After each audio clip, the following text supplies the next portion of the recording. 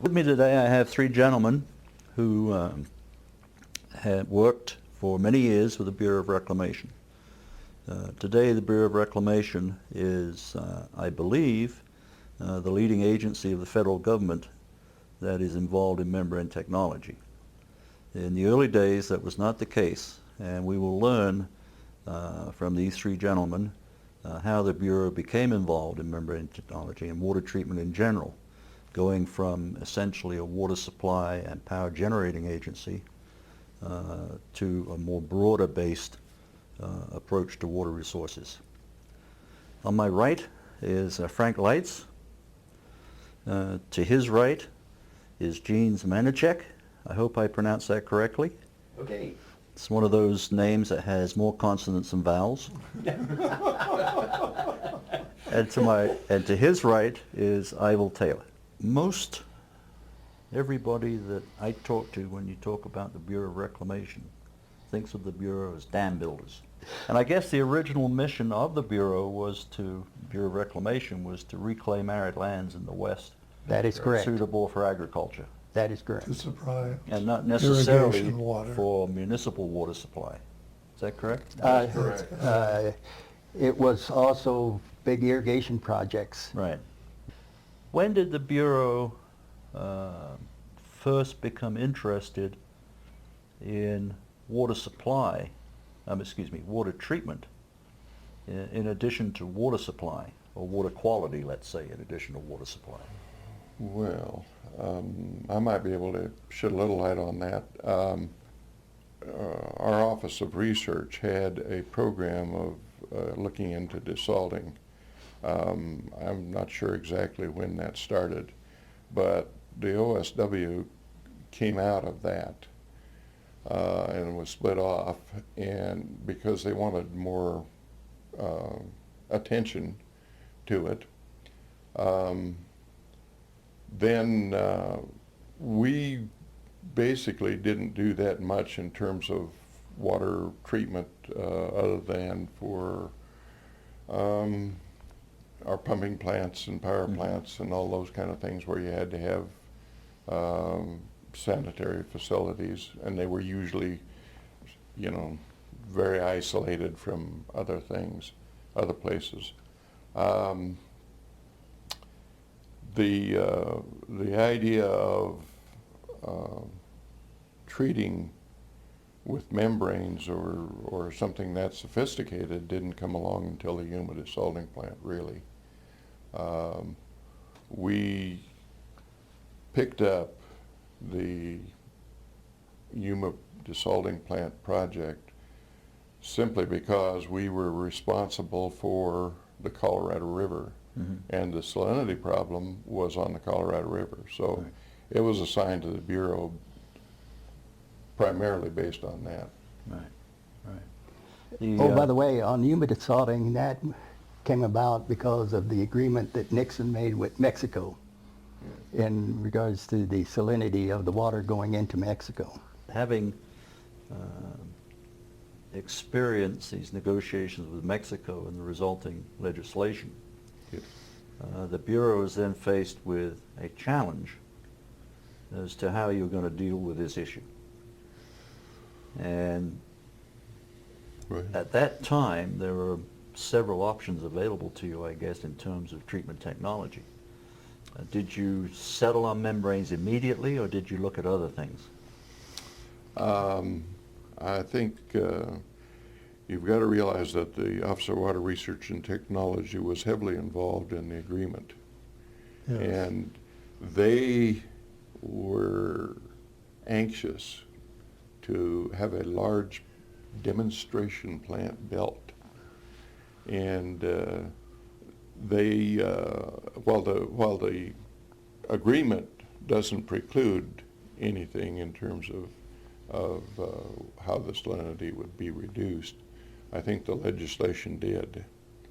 I think it was based on a desalting plant, and I one time thought it specified the percent recovery and all this kind of stuff, but it didn't. It was more general than that. Yeah. So it gave us a little bit of latitude. But I think from the beginning, it was strictly a membrane plant. It was never, nothing, evaporation was in full use, particularly in Saudi Arabia at that time, with large plants. And all of the large plants were evaporation. And that wasn't even a consideration.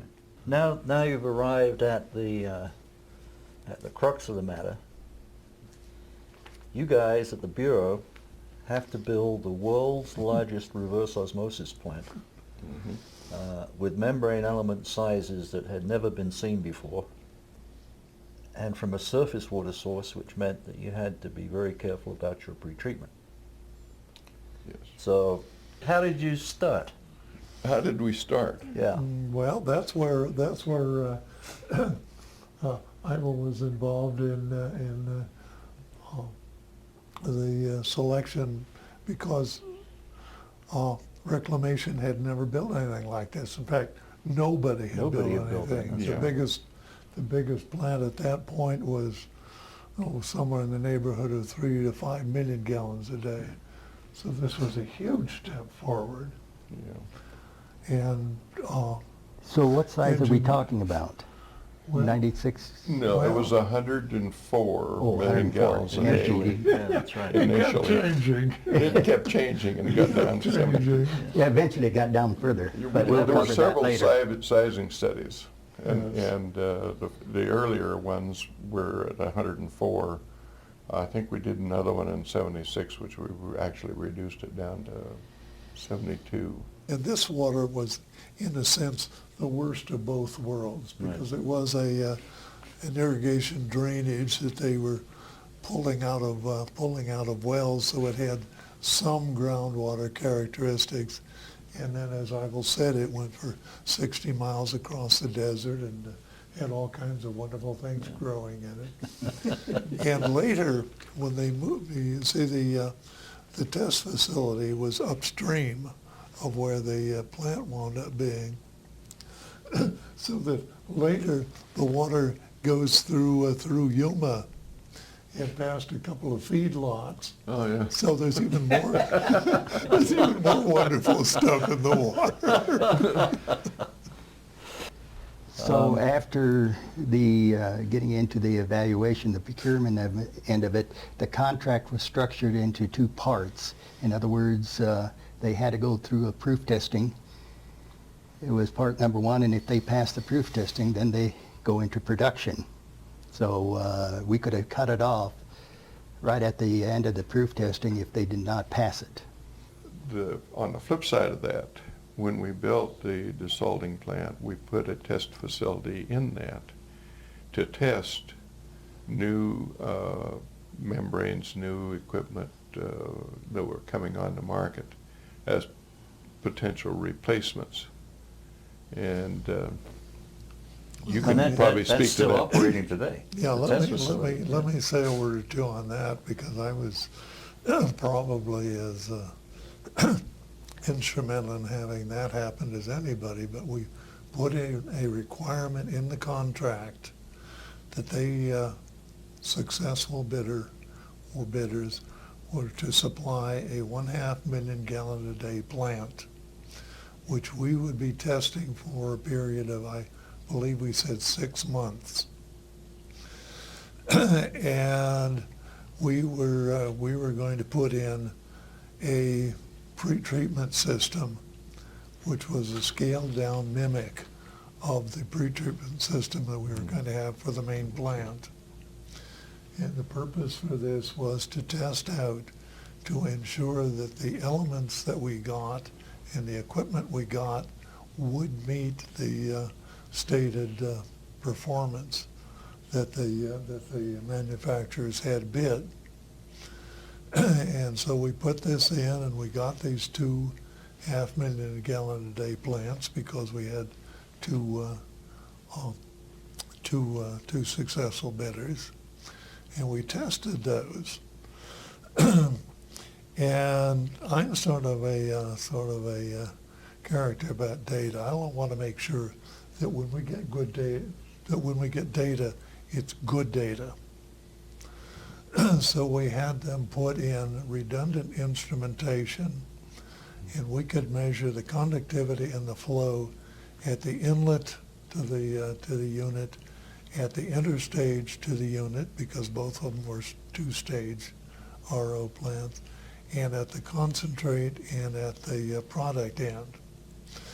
And with that, when you get that whole set of data, you can look at that, and by appropriate manipulations, you can tell if one instrument is wrong, you can identify which one. And in fact, during this proof test, we ran this thing, and by that time, we'd hired Chuck Moody, and Chuck and I would look at these data and say, okay, this inlet conductivity unit is wrong. Correct it.